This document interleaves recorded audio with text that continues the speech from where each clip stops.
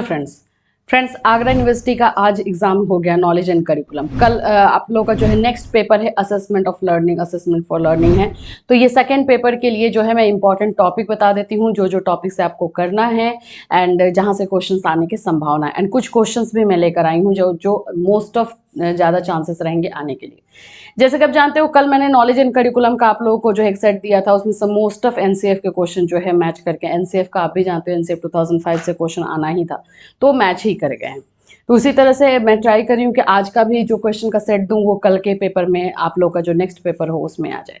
चलो स्टार्ट करते हैं अपने क्लास को। उससे पहले फ्रेंड्स अगर आप हमारे चैनल पर नए हैं तो चैनल को सब्सक्राइब कर लीजिए, बेल आइकन को हिट कर दीजिए। बीएड एंड टीचिंग से रिलेटेड हर तरह के क्लास एंड इन्फॉर्मेशन आपको इस चैनल पर दिए जाते हैं। सबसे पहले तो देखो असेसमेंट ऑफ लर्निंग का अगर मैं बताऊं तो कौन सा टॉपिक इंपॉर्टेंट है। असेसमेंट एंड इवैल्यूएशन से सबसे ज़्यादा क्वेश्चन रहेगा। असेसमेंट क्या है, उसके टूल्स, असेसमेंट के जो टूल्स हैं वो कौन कौन से हैं, इवैल्यूएशन क्या है। तो हमेशा याद रखना असेसमेंट एक छोटा पार्ट है, इवैल्यूएशन जो है उसका वाइडर पार्ट है, ठीक है। तो अब इसमें formative assessment, summative assessment, CCE से क्वेश्चन आ सकता है। तो सीसीई का फुल फॉर्म पहले कर लेना, फिर सीसीई को कर लेना, सीसीई क्या है। तो ये आपका हो जाएगा असेसमेंट एंड इवैल्यूएशन से। अब आते हैं आपके सब्जेक्ट की बात कर ले तो स्केल्स ऑफ असेसमेंट यानी कि नॉमिनल, ऑर्डिनल, इंटरवल और रेशियो स्केल, ये सब को क्या है इसके बारे में थोड़ा पढ़ लेना, क्योंकि ज़्यादा डीप क्वेश्चन नहीं पूछेगा बट यस ये जरूर पूछेगा ये क्या है, और या फिर कौन सा स्टेटमेंट किसने दिया है इसके बारे में ये भी आ सकता है। Relationship between assessment, measurement and evaluation, ये तीनों का जो है रिलेशनशिप जरूर पूछेगा। तो ये एक है। Standardization of a good achievement test, achievement test क्या है देखो, टेस्ट में जो मैं अगर बताऊं तो आपको achievement test, diagnostic test and remedial, ये तीनों टेस्ट जो है आप कर लेना। अचीवमेंट टेस्ट क्या होता है, डायग्नोस्टिक क्या होता है जिसको हम लोग निदानात्मक बोलते हैं, रेमेडी जिसको हम लोग उपचारात्मक बोलते हैं, ये तीनों को अच्छे से करना। अब आ जाते हैं टेक्सोनॉमी जरूर रहेगा, टेक्सोनॉमी ऑफ लर्निंग ऑब्जेक्टिव, जो कॉग्निटिव, अफेक्टिव एंड साइकोमोटर क्या होता है, ब्लूम टेक्सोनॉमी कर लेना। ब्लूम टेक्सोनॉमी से इसमें से क्वेश्चन आने के चांसेस है। फिर हम अगर बात कर ले स्टैटिक्स पार्ट की, तो स्टैटिक्स पार्ट से भी क्वेश्चन बहुत सारे रहेंगे, जिसमें से अगर मैं बात करूँ तो सेंट्रल टेंडेंसी से क्वेश्चन रहेगा। सेंट्रल टेंडेंसी क्या है एंड उसके अकॉर्डिंग जो है मीन, मीडियन, मोड किस तरह से काम करते हैं, मीन का काम क्या है, मोड का काम क्या है, मीडियन का काम क्या है, ये सारा करना। बस इतना आपको मैं बोलूँगी कि आप लोग स्टैटिक्स से करना। स्टैटिक्स एक्यूरेसी है क्या है, स्टैटिक्स का डेफिनेशन किसने क्या बोला है स्टैटिक्स के बारे में, या फिर ये अनुमान लगाता है, इस तरह के क्वेश्चन आने के चांसेस हैं।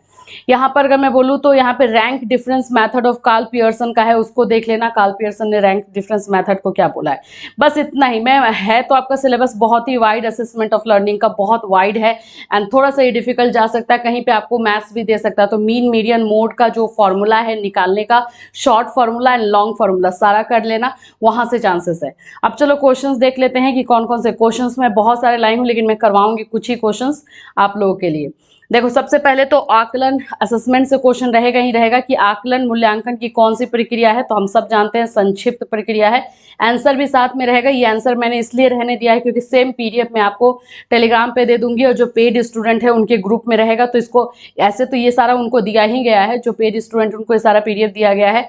और पेड स्टूडेंट को एक और बात बोलूंगी, जितने क्वेश्चंस दिए गए हैं 87 पेजेस के आई थिंक आप लोग को दिए गए हैं पूरा, तो वो पूरा अच्छे से करना। मोस्ट ऑफ उसमें इंपॉर्टेंट क्वेश्चन रखे गए हैं तो वो कर लेना, और ये भी मैं दे दूंगी तो इसको और अच्छे से कर लेना। तो ये हो जाएगा आपका आकलन जो है मूल्यांकन की संक्षिप्त प्रक्रिया है, और वाइडर प्रक्रिया मूल्यांकन हो जाएगा। आकलन के प्रकार कौन कौन से हैं, तो फॉर्मेटिव है, आपका समेटिव है, उभयनिष्ठ है। तो ये तीनों के तीनों हो जाएंगे। तो इसका आंसर डी हो गया। आकलन का क्षेत्र कैसा होता है, ऐसे क्वेश्चन आएंगे। तो शैक्षिक उपलब्धियों का पता लगाने का, व्यक्तिगत विभिन्नताओं का ज्ञान करने में, स्थान निर्धारित करने में, तो तीनों हो जाएगा। इसका आंसर भी डी हो जाएगा। आकलन की विशेषता क्या है, तो शिक्षक का मूल्यांकन करता है आकलन, या शैक्षिक सुधारकों में सहायक है, या अधिगम आवश्यकताओं की जांच में सहायक, तो सभी में सहायक है। टीचर्स का भी इवैल्यूएशन आकलन के द्वारा होता ही है।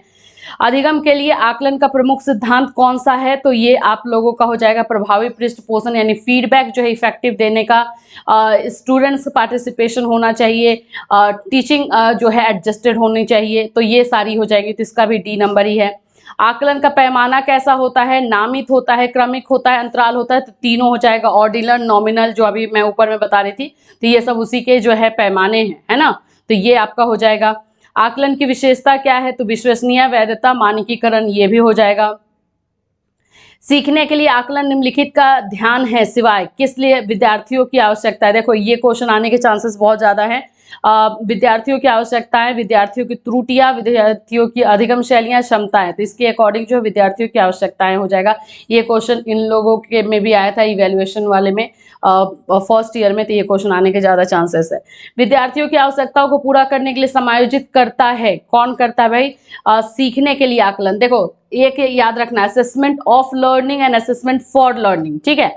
असेसमेंट फॉर लर्निंग का मतलब हो जाता है जो के लिए है, इसका मतलब है कि लर्निंग की प्रक्रिया अभी चल रही है। और असेसमेंट ऑफ लर्निंग का मतलब होता है कि लर्निंग की प्रक्रिया खत्म हो चुकी है, उसके बाद आप असेसमेंट कर रहे हो। तो ये आप लोगों को सारा देखना है, ठीक है।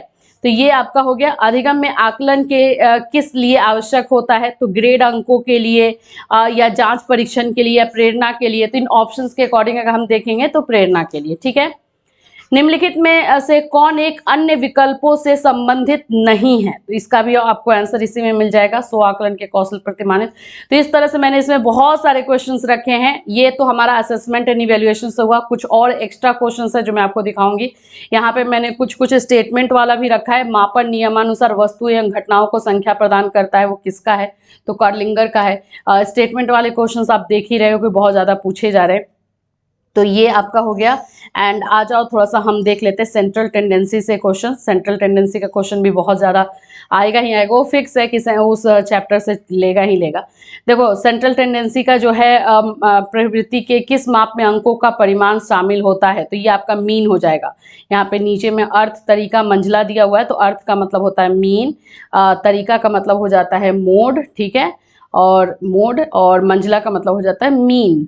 ये हिंदी में आपको दिक्कत होगा तो आप इंग्लिश में देख करके करना, ठीक है। उसके बाद से आपका है नेक्स्ट, निम्न में से कौन माध्य का उपयोग करने का नुकसान नहीं है, तो ये भी आपको देखना है। सी नंबर इसका आंसर हो जाएगा।